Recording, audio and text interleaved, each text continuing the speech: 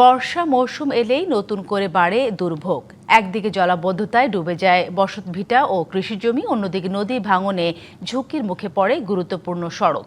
বছরের পর বছর এমন পরিস্থিতির মধ্যেও মিলছে না স্থায়ী সমাধান। স্থানীয়দের অভিযোগ, দায়িত্বপ্রাপ্ত দপ্তরগুলোর সমন্বয়হীনতায় বাড়ছে এই জনভোগান্তি।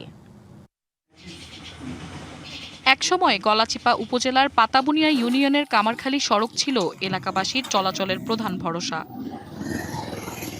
তবে এখন জোয়ারের পানির প্রবল চাপে সড়কের একটি বড় অংশ ধসে মারাত্মকভাবে ব্যাহত হচ্ছে যোগাযোগ ব্যবস্থা।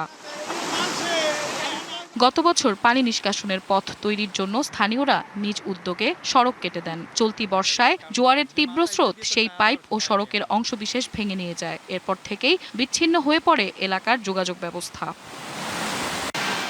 প্রতিদিন জোয়ারের পানিতে প্লাবিত হচ্ছে শত শত পরিবারের বসতঘর, কৃষিজমি, পানের বরজ ও মাছের ঘের। কৃষকের শঙ্কা, দ্রুত ব্যবস্থা না নিলে চলতি আমন মৌসুমেও ব্যাপক ক্ষয়ক্ষতির মুখে পড়তে হবে। আমার ঘর বাড়ি সব তলাই যাইতে আছে পানিতে, কোনো একটা পুষ্কুনি নাই, সব জায়গা জোগা সব ভাঙ্গে যাইতে আছে। স্কুলে ছোট ছোট বাচ্চারা যেতে পারতে আছে না, তারা এখন খুব জীবনের ঝুঁকি নিয়ে স্কুলে যাচ্ছে। এলাকাবাসী আমরা চাইতে আছি এটা তাড়াতাড়ি যে কোনো একটা সুব্যবস্থা নেওয়া হোক, বা এটা আগের পূর্বে আমাদের যেরকম বাঁধ দেওয়া ছিল ওরকম বাঁধ হোক।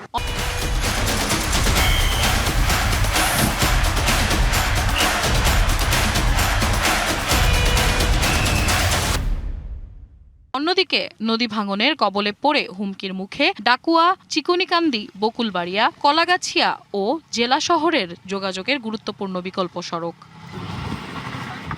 ক্ষতিগ্রস্ত এলাকাগুলো পরিদর্শন করে জনদুর্ভোগ কমাতে প্রয়োজনীয় ব্যবস্থা গ্রহণের আশ্বাস দিয়েছেন সংশ্লিষ্টরা। জলাবদ্ধতা থাকার কারণে পাবলিক রাস্তা কেটে দিচ্ছে, সেই কাটা রাস্তাটা আমরা জরুরি ভিত্তিতে মেরামত করছি। আর এই বিষয়ে পানি উন্নয়ন বোর্ডের সাথে আমরা আলোচনা করছি, তারা এটা স্লুইস করার পরিকল্পনা নিচ্ছে। অলরেডি আমরা জিও ব্যাগ ডাম্পিংয়ের কাজ শুরু করেছি, আমাদের কাজ চলমান আছে। তো এই কাজটি বাস্তবায়ন করলে আশা করি এলাকার যে নদী ভাঙন আছে সেটা আপাতত বন্ধ হবে।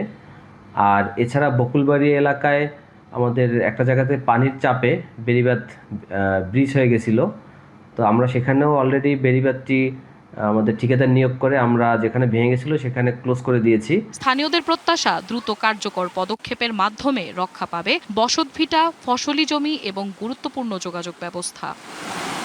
DBC news desk.